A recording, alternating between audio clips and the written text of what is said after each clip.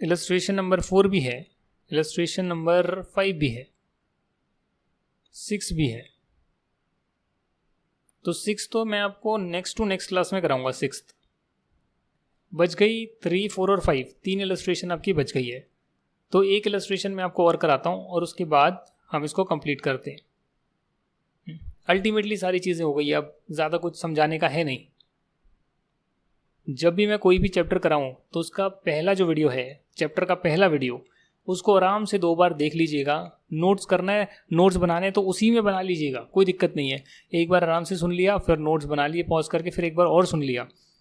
पूरी क्लैरिटी होने के बाद ही, जो चीज़ें समझी है क्लैरिटी होने के बाद ही जो मैं चैप्टर का पहला क्वेश्चन करूँ, पहला या दूसरा क्वेश्चन करूँ, उसमें आराम से टाइम लीजिए, समझिए। नोट डाउन मैं करवा रहा हूँ, यहाँ पे कर रहा हूँ, तो अच्छी राइटिंग में खुद भी नोट डाउन कर लीजिए। पॉज करके, बंद करके, लेक्चर का एक क्वेश्चन होने के बाद दोबारा से क्वेश्चन पढ़िए, जो आपने करा है उसको मैच करिए, समझिए कि ये क्या हुआ है अपने कॉन्सेप्ट के बेस पर जो पहली क्लास में डिस्कस हुए थे। और फिर जब आप आगे बढ़ेंगे तब आप ये वाली चीज़ें कर पाएंगे जो मैं करा रहा हूँ, क्योंकि कॉन्सेप्ट तो पहली क्लास में हो गया। अब उस कॉन्सेप्ट को इंप्लीमेंट कैसे करना है कि भैया रिडेम्पशन रिजर्व बनाना कैसे है, या इन्वेस्टमेंट जो है उसमें इन्वेस्ट करना कैसे है, फिर उसको बेचना कैसे है, तो वो चीज़ें तो प्रैक्टिकली क्वेश्चन करके बताई गई। एक्स इंटरेस्ट क्या है, कम इंटरेस्ट क्या है, कैसे उसमें इंटरेस्ट अलग करते हैं, वो भी बता दिया। हाँ, लेजर अकाउंट में डालना है, रिकॉर्डिंग करनी है, वो रिकॉर्डिंग ही हमें सीखनी है। वैसे तो मतलब वैसे तो कॉन्सेप्ट सीखना है, बट कॉन्सेप्ट के बाद रिकॉर्डिंग भी थोड़ा बहुत सीखना है। बट अगर आपको लेजर ही नहीं आता बनाना तो फिर बहुत मुश्किल हो जाएगी मेरे लिए कि मैं 11th क्लास का लेजर अकाउंट कैसे बनते हैं और जर्नल एंट्री। तो मैं आपको एक क्वेश्चन दूँ जिसमें 10 एंट्री करनी है जर्नल एंट्री, फिर उनके जो है लेजर अकाउंट बनाना है, फिर उनका ट्रायल बैलेंस क्रिएट करना है और फिर उससे बैलेंस शीट P&L बनाना है। तो वो पूरी एक्सरसाइज करानी पड़ेगी जो 11th क्लास में कराई जाती है, ठीक है ना। तो वो मैं नहीं करा सकता, 11th क्लास में पूरी अभी नहीं पढ़ा सकता हूँ।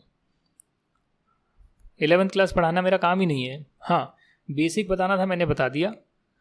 अब हम नेक्स्ट क्वेश्चन जो है उसको अलग अंदाज में करने की कोशिश करेंगे, जिससे कि आपके हो सकता है और कॉन्सेप्ट खुले। इलस्ट्रेशन नंबर 3, सैनकॉम लिमिटेड एक लिस्टेड कंपनी है और लिस्टेड कंपनी को DRR नहीं बनाना होता है। इशूड 1.5 लाख रुपीज़ की फेस वैल्यू के 5% डिबेंचर्स ऑन 30 सितंबर, जिस पर इंटरेस्ट जो है 31 मार्च और 30 सितंबर को दिया जाता था। कंपनी के पास पावर है कि वो अपने ही डिवेंचर ओपन मार्केट से खरीद सकती है और खरीदने के बाद कैंसिल कर सकती है। Following purchases were made during the year ended 31 दिसंबर 2022, और उसकी जो है कैंसिलेशन कर दी गई। 31 दिसंबर को investment made for the purpose of redemption. तो भैया लिस्टेड कंपनी है, DRR तो नहीं बनाना होता, पर इन्वेस्टमेंट करनी होती है। पहले क्वेश्चन में भी करनी होती, आपसे इन्वेस्टमेंट वाला अकाउंट मांगा नहीं, यहां पर क्वेश्चन में दे रखा है investments made for the purpose of redemption. नहीं जर्नल एंट्री मांगी पहले क्वेश्चन में, क्वेश्चन नंबर 1 में, ये देख लीजिए आप, यहां भी लिस्टेड कंपनी है, जर्नल एंट्री मांगी नहीं, सिर्फ डिवेंचर और डिवेंचर इंटरेस्ट अकाउंट मांगा। तो उसमें आप इन्वेस्टमेंट वाला कैसे दिखाएंगे, जबकि उसे भी इन्वेस्टमेंट 15% करनी चाहिए मिनिमम। तो यहां पर इन्होंने पहले ही बता दिया कि 22,500 की इन्वेस्टमेंट ऑलरेडी है, ठीक है। 1 मार्च को और 1 सितंबर को यहाँ बता रहे हैं कि आप 25,000 की नॉमिनल वैल्यू वाले जो है उसको आपने परचेज करा, और फिर जो सितंबर है उसमें 20,000 की नॉमिनल वैल्यू वालों को आपने परचेज करा। एक में आपने इंटरेस्ट को पे नहीं करा, दूसरे में आपने इंटरेस्ट साथ में पे कर दिया खरीदने के टाइम। तो इंटरेस्ट का जो पोर्शन पे करा है वो आपका खर्चा है, बाकी आपका डिवेंचर के लिए पेमेंट है। यहाँ भी आपको सिर्फ डिवेंचर अकाउंट और ओन डिवेंचर इन्वेस्टमेंट अकाउंट बनाना है, खुद की आपने जो है डिवेंचर खुद के खरीद लिए। अब यहाँ पर अकाउंट बनाने का तरीका क्या है, देखो ये मैं आपको बताता हूँ। ये एक तरीका होता है अकाउंट बनाने का, इसको ज़रा हम समझते हैं। एक अकाउंट में 3 अकाउंट बना दिए, मतलब कि ओन डिवेंचर इन्वेस्टमेंट अकाउंट में आपने ओन डिवेंचर इन्वेस्टमेंट इंटरेस्ट, ये इंटरेस्ट ऑन डिवेंचर जो भी आप बोलना चाहें बोले, इंटरेस्ट ऑन ओन डिवेंचर जो भी आप बोलना चाहें, वो अकाउंट भी यहाँ पर आपने बना दिया। उसकी नॉमिनल कॉस्ट को तो आप ऐसे ही अलग से दिखा रहे हैं, वो अलग से दिखा दिया, उसको नहीं बनाएंगे तो भी चल जाएगा, it's not necessary.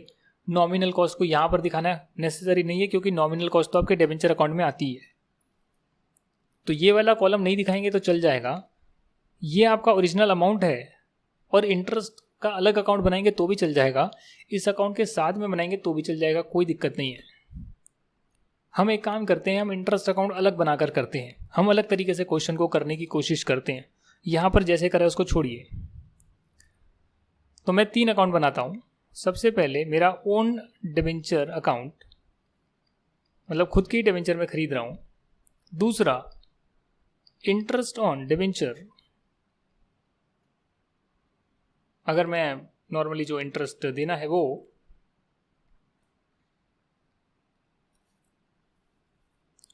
Interest on own debenture, या इंटरेस्ट में डाल देंगे, बात तो एक ही है, तो डिबेंचर इंटरेस्ट ही एक ही अकाउंट में डाल देंगे, पहले भी तो एक ही अकाउंट में डाला है हमने।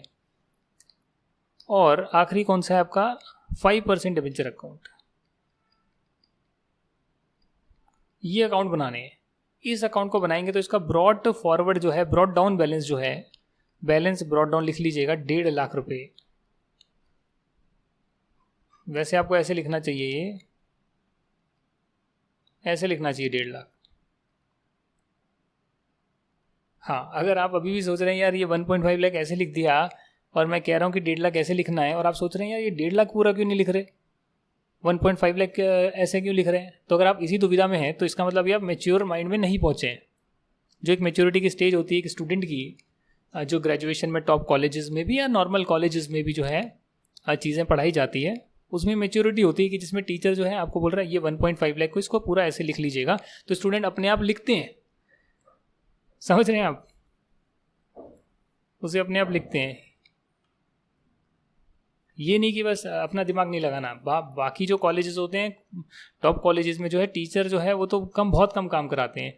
सीए में तो हम थोड़ा सा ज़्यादा ही करा देते हैं। देखो ज़्यादा का मतलब कि एक एक चीज़, एक एक लेजर, एक एक जर्नल एंट्री, एक एक लाइन, एक एक कॉन्सेप्ट, एक एक स्टडी मटेरियल का क्वेश्चन, बाहर इतना पढ़ाई नहीं होती कहीं पर। वो सिंपल कॉन्सेप्ट समझाते हैं, 1-2 इलस्ट्रेशन कराते हैं, होमवर्क देते हैं, डाउट है तो पूछो, काम खत्म। और वो जो करवाने का तरीका भी होता है वो ऐसा होता है कि समझ में नहीं आता है, और पैसे भी पूरे लेते हैं, ऐसा होता है। बट खैर उतना नहीं, बट फिर भी एक मैच्योर्ड माइंडसेट है। जो अच्छे टीचर भी पढ़ाते हैं टॉप कॉलेजेस में, तो एक मैच्योर्ड माइंडसेट है, तो उसमें वो चीज़ें बताते हैं ना कि लिखवाते हैं। हाथ से लिख के तो टीचर बहुत कम ही लोग करवाते हैं। आपकी स्टेट में बता रहा हूँ मैं, 11-12 की बात नहीं कर रहा, उसके बाद की बात कर रहा हूँ। हायर स्टडीज़ में उसमें डिस्कशंस होते हैं, हायर स्टडीज़ में डिस्कशंस होते हैं, चीज़ें दी जाती है, स्टूडेंट कर लाते हैं। ये नहीं होती कि टीचर क्वेश्चन सॉल्व कर दे। अभी मेरे को स्टूडेंट पूछते हैं स्टडी मटेरियल के सारे क्वेश्चन करवाए हैं, मैंने तो करवा दी, मैं तो करवा दूंगा। आपने नहीं करे तो उससे क्या होगा, आपका फ़ायदा थोड़ी हो जाएगा। हाँ, तो अभी क्या है, ये ब्रॉड डाउन बैलेंस आ गया 1.5 लाख, ठीक है ना। डेट डाल देना, कोई दिक्कत नहीं है, हमें एंट्रियाँ समझनी है, कर लेते हैं एक बार। अब इसमें पहली ट्रांजैक्शन क्या होगी इन अकाउंट्स में, तो देखिए आप अगर 1 मार्च को खरीदेंगे, आप देख सकते हैं इसका इंटरेस्ट जो है वो पेमेंट होती है, इंटरेस्ट की कहाँ लिखा हुआ था, 31 मार्च और 30 सितंबर को। तो 1 मार्च को आप 25,000 की वैल्यू का खरीद रहे हैं, ठीक है, 24,725x इंटरेस्ट। तो इंटरेस्ट तो आपने इसमें पे ही नहीं करा, तो इंटरेस्ट अलग से निकालना पड़ेगा। तो 25,000 पर 5% का इंटरेस्ट आप निकालेंगे, ये पूरे साल का है, ये पूरे साल का इंटरेस्ट है। आप 1 मार्च को खरीद रहे हैं तो लास्ट इंटरेस्ट आपने 30 सितंबर को पे कर दिया होगा। फिर उसके बाद आया आपका अक्टूबर, नवंबर, दिसंबर, जनवरी, फरवरी, तो 5 महीने का इंटरेस्ट आपको देखना पड़ेगा इस पर। मल्टीप्लाई बाय 5 डिवाइडेड बाय 12, तो 5 महीने का इंटरेस्ट आपने निकाला इस 25,000 पर जो आपने खरीदा है, वो बनकर निकला है 520.8 रुपीज़। तो ये इंटरेस्ट आप बैंक अकाउंट से पे कर दीजिए। तो इंटरेस्ट एक्सपेंस आपने बुक कर लिया, इंटरेस्ट एक्सपेंस बढ़ने पर डेबिट होता है, डेबिट हो गया 520.8 रुपीज़। 520.8 नहीं 521 लिख दिया राउंड ऑफ करके, ज़्यादा बेटर है। साथ ही में चेक कर लिया, तो आप राउंड ऑफ करके ही लिख लीजिए, कोई उसमें नुकसान नहीं है। पॉइंट्स में आंसर ना ही करें तो बेटर रहता है। अगर कोई रेट आई है तो रेट को पॉइंट में लिखा जाए, बट अगर कोई कैलकुलेशन करने के बाद अमाउंट आई है तो उसको एटलीस्ट आप इतना तो राउंड ऑफ कर ही सकते हैं, इतना तो आप राउंड ऑफ कर ही सकते हैं। तो ये आपने इंटरेस्ट पे कर दिया। अब आपने जो 25,000 का खरीदा वो आपने 24,725 में अपने खुद के डिबेंचर खरीद लिए, 24,725 में, है ना, 24,725 में आपने खुद के डिबेंचर ही खरीद लिए। तो ये हो गया डिबेंचर अकाउंट। डिबेंचर अकाउंट होगा, क्या बात कर रहे हो सर, बैंक अकाउंट से आपने खरीद लिए खुद के डिबेंचर्स। ये खरीदे आपने 1 मार्च को, जिसे आप कैंसिल कर देंगे डिबेंचर अकाउंट में डालकर, 5% डिबेंचर अकाउंट में डालकर 24,725। कहाँ है भाई डिबेंचर अकाउंट? हाँ, क्या है, 24,725। ये आया ओन डिबेंचर से 1 मार्च को, बट ये तो 25,000 रुपये वाले थे, 25,000 वाले थे, तो फेस वैल्यू के जो आपको 24,725 में मिल गए। तो यानी कि 275 रुपीज़ आपने कम पे कर भी कैंसिल कर दिया। ये हो गया आपका प्रॉफिट ऑन कैंसिलेशन, क्योंकि यहाँ पर 1.5 लाख में से आपको 25,000 कम करने हैं। 25,000 की फेस वैल्यू के आपने खरीदे हैं, जितने में खरीदे वो तो यहाँ से आ गया, और क्योंकि अमाउंट कम पे करी तो आपका प्रॉफिट हो गया। 31 मार्च को यहाँ पर बैलेंस कैरी डाउन होएगा 1,25,000, और फिर 1 अप्रैल को बैलेंस ब्रॉट डाउन होगा 1,25,000। यहाँ पर आपका साल खत्म हो रहा होगा, जहाँ तक मुझे लग रहा है 31 मार्च को ईयर क्लोज होता होगा। साथ ही में 31 मार्च को आप इंटरेस्ट की पेमेंट भी करते हैं। तो अब जो आप इंटरेस्ट की पेमेंट करेंगे 31 मार्च को, तो आपके पास 1,25,000 की फेस वैल्यू के ही तो डिबेंचर्स बचे हैं, इसी पर तो आप इंटरेस्ट पे करेंगे। 31 मार्च को बैंक अकाउंट से आप पेमेंट करेंगे। कैलकुलेशन चलो यहीं कर लीजिए, 1.25 लाख मल्टीप्लाई बाय 5%, 6 महीने का इंटरेस्ट।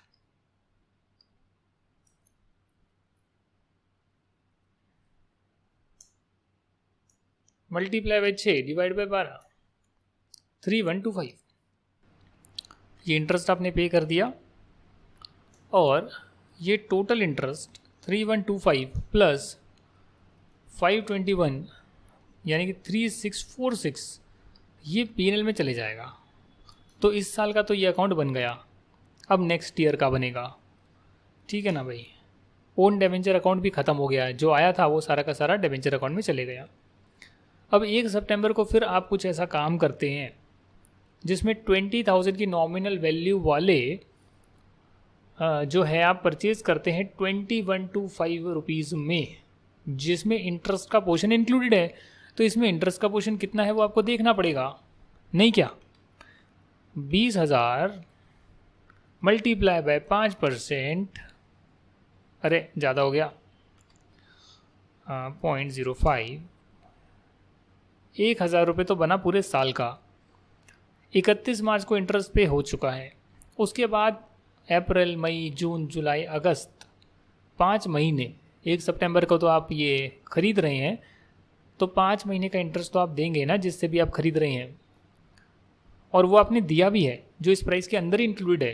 कितना है वो देखना है। तो आप इसमें देखिएगा 5 महीने का इंटरेस्ट 416.7 या 417 कर लीजिए, इसको 417 रुपये कर लीजिए। यहाँ वैसे करके दिया भी हुआ है, चलो कोई बात नहीं। तो 417 रुपये का इंटरेस्ट आपका बनेगा, वो आप यहाँ डाल दीजिए। 1 सितंबर को बैंक अकाउंट से इंटरेस्ट पे कर दीजिए 417 का। कैलकुलेट कैसे हुआ वो भी दिखा दीजिए। 20,000 जो है 5% जो है 5 महीने का कितना बनेगा, 470। अब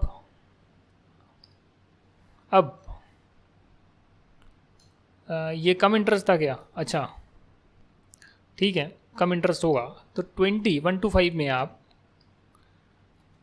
417 माइनस कर दीजिए। 20,125 में आप 417 माइनस कर दीजिए तो आया 19,708। 20,125 माइनस 417 तो इंटरेस्ट ही पे करा है, तो यानी कि 19708 आपने खुद के डिबेंचर के लिए पेमेंट करी है 1 सितंबर को। बैंक अकाउंट से आपने पेमेंट करी है कितनी, 19708, और ये अल्टीमेटली आप 1 सितंबर को ही इसको कैंसिल कर देंगे, डिबेंचर अकाउंट में डाल देंगे। ये लिखने की आपको बिल्कुल ज़रूरत नहीं है, क्योंकि जो भी सॉल्यूशन हम कर रहे हैं, देखिए जो टीचर सॉल्यूशन कराते हैं बाकी क्लासेस में, जो पढ़ाते हैं अकाउंटेंसी का बैच, वो अपने क्वेश्चन बनाकर देते हैं, इसलिए उनका सॉल्यूशन स्टूडेंट को वो साथ साथ में लिखना ज़रूरी होता है।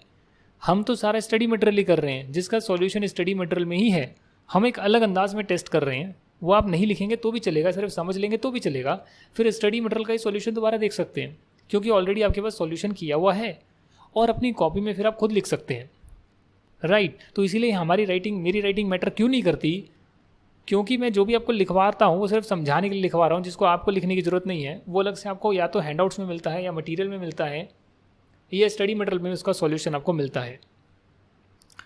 तो 19708 1,25,000 आ रहा था, 1 सितंबर को मैं कैंसिल करना चाहता हूँ ओन डिबेंचर अकाउंट से 19708, बट है तो ये 20,000 रुपीज़ वाले शेयर्स जो मैंने सस्ते में ख़रीद लिए, तो 292 का मेरे को प्रॉफिट ऑन कैंसिलेशन हो गया। यह आया आपका 30 सितंबर, 1 सितंबर। उसके बाद 30 सितंबर को आप इंटरेस्ट भी जो है बुक करेंगे 30 सितंबर को, बट 1,05,000 पे, क्योंकि इतना तो आपने खुद के खरीद लिए और कैंसिल कर दिए, तो जितने बच गए उस पर इंटरेस्ट देना है। इस पर भी वैसे आपने इंटरेस्ट दिया है, जो खरीदा है उस पर खरीदने तक का तो इंटरेस्ट आपने दिया ही है, वो यहाँ पर आपने बुक कर लिया। आप देखेंगे यहाँ पे ये 417, तो 20,000 पर जो आपने खुद के खरीद के कैंसिल करा है उस पर भी इंटरेस्ट खरीदने की डेट तक का तो आपने दे दिया। अब जो बाकी बच गया उस पर तो पिछली बार ही मिला था, और बाकी 6 महीने का तो मिला ही नहीं है, तो वो आपको डालना पड़ेगा, इंटरेस्ट की पेमेंट करनी पड़ेगी 1,05,000 पे 5% 6 महीने का। तो 1,05,000 पे 5% 6 महीने का, तो 6 डिवाइडेड बाय 12, तो ये आ गया आपका 2625।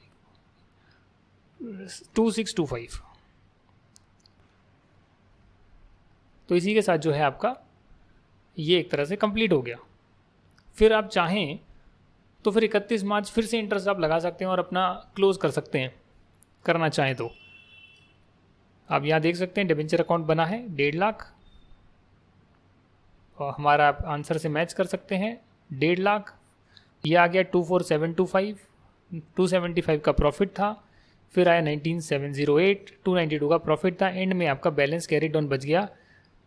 31 दिसंबर क्यों लिखा है मालूम नहीं, ये दिसंबर में क्लोज करते हैं कि अपना ईयर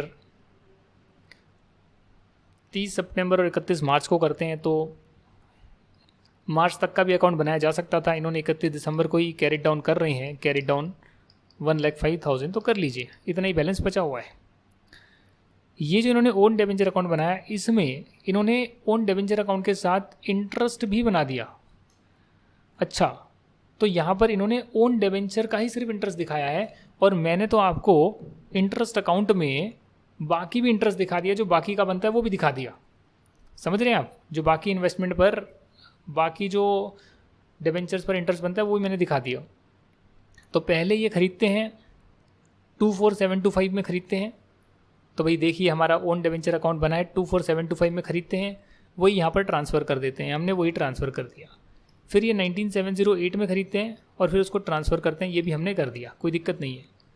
इन्होंने साथ में एक इंटरेस्ट अकाउंट भी बनाया है, और सिर्फ यहाँ पर इंटरेस्ट ये वही दिखा रहे हैं जो ओन डिबेंचर्स की इन्होंने पेमेंट करी, उसमें कितना इंटरेस्ट दिया या अलग से इंटरेस्ट पे करा।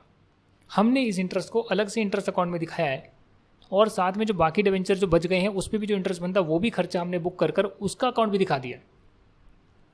तो इसमें ज़्यादा चीज़ें हो गई। तो यहाँ आप देख सकते हैं 521 तो ये 521 तो हमने पेमेंट करी है इंटरेस्ट की बैंक अकाउंट से। फिर हमने जो है 31 मार्च को जो होती है और बाकी बैलेंस पर वो भी हमने जो है बुक करी है यहाँ पे, और P&L में पूरा का पूरा पोर्शन डाला है ईयर एंड पर। यहाँ 31 दिसंबर लिख रहे हैं, जबकि ईयर एंड इनका जो है मार्च में होता होगा जहाँ तक मुझे लग रहा है। तभी तो सितंबर और मार्च में इंटरेस्ट दे रहे हैं 6-6 महीने से। फिर 417 रुपये की एंट्री करी गई है, हमने भी 417 कैलकुलेट करे, और उसके बाद बाकी पर भी इंटरेस्ट कैलकुलेट करा है जो 30 सितंबर का जाता है, जबकि उसकी ज़रूरत ही नहीं थी, हमने एक्स्ट्रा चीज़ें दिखा दी है, तो वो इसमें मांगा ही नहीं था। देखो आप, फिर भी हमने एक्स्ट्रा दिखाई, नंबर बिल्कुल नहीं कटेंगे। बट आपको एक चीज़ जाननी है कि इस फॉर्मेट को आप याद करें कि भाई अगर हम ओन डिबेंचर अकाउंट बना रहे हैं तो ओन डिबेंचर का इंटरेस्ट अकाउंट भी इसी के साथ बना रहे हैं। उससे होगा क्या, उससे जो हमने एंट्री पास करी है वो एंट्री हम साथ में दिखा पाएंगे कि जो हमने जो है इतना अमाउंट जो है हमने खुद के डिबेंचर के लिए दिया है और इतना हमने इंटरेस्ट के लिए दिया है, इतना डिबेंचर के लिए दिया, इतना इंटरेस्ट के लिए दिया है, और ये जो इंटरेस्ट है वो अल्टीमेटली हम P&L में डाल रहे हैं। नॉमिनल कॉस्ट को नहीं लिखेंगे तो चल जाएगा, उसकी कोई ज़रूरत है नहीं। तो सिंपल इंटरेस्ट कॉस्ट या कॉस्ट या इंटरेस्ट, तो आप क्या कर रहे हैं, सिर्फ ओन डिबेंचर का कॉस्ट तो दिखा ही रहे हैं, बट ओन डिबेंचर पर जो इंटरेस्ट बनता है खरीदने पर, जो आपने इंटरेस्ट की पेमेंट करी है, वो भी आप इसी कॉलम में दिखा रहे हैं। और सेम फॉर्मेट जो है आपका इन्वेस्टमेंट अकाउंटिंग में, सेम यही फॉर्मेट फॉलो होगा इन्वेस्टमेंट अकाउंट में, जिसमें आप कॉस्ट के साथ साथ उसमें जो इनकम आ रही है वो इनकम का भी अकाउंट आप साथ में दिखाएंगे। तो ये कॉस्ट अकाउंट है और ये इनकम अकाउंट है, ये एक्सपेंस अकाउंट है इस केस में, उसमें इन्वेस्टमेंट अकाउंटिंग में इनकम अकाउंट होगा। इसको कभी भी आप एक अकाउंट ना समझिए कि आपने जो है ओन डिबेंचर अकाउंट बनाया और उसमें आप इंटरेस्ट दिखा रहे हैं, नहीं जी, ये एक अलग है, डेबिट इधर क्रेडिट इधर, ये अलग है, डेबिट इधर क्रेडिट इधर। तो आपने दो अकाउंट एक साथ बना दिए मर्ज करके, क्योंकि एक ही एंट्री में जो है ये दोनों चीज़ें इंपैक्ट होती है कि जब आप खरीदेंगे तो उसमें कुछ इंटरेस्ट का पोर्शन भी देंगे, कुछ कॉस्ट का भी देंगे। तो आपने कहा चलो इनको एक साथ दिखाते हैं तो अच्छी प्रेजेंटेशन हो जाएगी। तो ये प्रेजेंटेशन आपको करनी आनी चाहिए। क्या आनी चाहिए कि जब भी फ्यूचर में आप इन्वेस्टमेंट अकाउंट्स बनाएंगे और इन्वेस्टमेंट अकाउंटिंग में भी इन्वेस्टमेंट अकाउंट बनाएंगे, तो उसमें जो भी आप खरीद कर रहे हैं, बेच कर रहे हैं, वो तो आप दिखाएंगे, बट एक एक्स्ट्रा कॉलम आप इंटरेस्ट का, जो भी इनकम वगैरह होती है डिविडेंड या इंटरेस्ट की, वो भी आप दिखाएंगे। तो साथ साथ में आपको जो है वो चीज़ें भी पता लग जाएगी, भैया इस इन्वेस्टमेंट पर डिविडेंड या इंटरेस्ट कितना बन रहा है, उसी अकाउंट में रिफ्लेक्ट हो जाएगी। Instead of making another account आप वहीं पर दिखा सकते हैं। तो ये प्रेजेंटेशन आपको आनी चाहिए। बाकी तो हमने ज़्यादा चीज़ें करी है। नेक्स्ट में हम क्वेश्चन 4 और 5 करेंगे, और उसके बाद मैं आपको एक एक्स्ट्रा बात बताकर इलस्ट्रेशन 6 कराऊंगा, जिसके बाद आपका ये पूरा चैप्टर कंप्लीट होएगा। अब वो चैप्टर कंप्लीट होने के बाद ये जो पीछे की एक्सरसाइज है इसे भी हम डिस्कस करेंगे। जी हाँ, ये जो 4 क्वेश्चन है इसे भी हम डिस्कस करेंगे, बट मैं एक ही क्लास में चारों क्वेश्चन डिस्कस करने की कोशिश करूँगा ताकि आप इसे खुद से सॉल्व कर पाएँ। अभी तो एक एक क्वेश्चन सॉल्व करवा के दिखा रहा हूँ, एक एक लाइन पढ़कर, और एक एक एंट्री भी जो पास करी है वो भी हम समझ रहे हैं, जबकि है कुछ नहीं। अगर एक बार कॉन्सेप्ट क्लियर है तो आप ये बहुत आसानी से कर सकते हैं, कुछ भी नहीं है। चलिए फिर नेक्स्ट क्लास में इसको कंप्लीट करते हैं, और फिर जो है लास्ट क्लास में जो है आपका फिर बचा हुआ काम करेंगे। यानी कि कुल मिलाकर अगली 2 क्लासेस में या मैक्सिमम 2 ही क्लासेस में मैं कोशिश करूँगा ये आपका चैप्टर कंप्लीट हो जाए, और फिर जो है हम मॉड्यूल नंबर 3 स्टार्ट कर देंगे। Thank you very much and bye bye.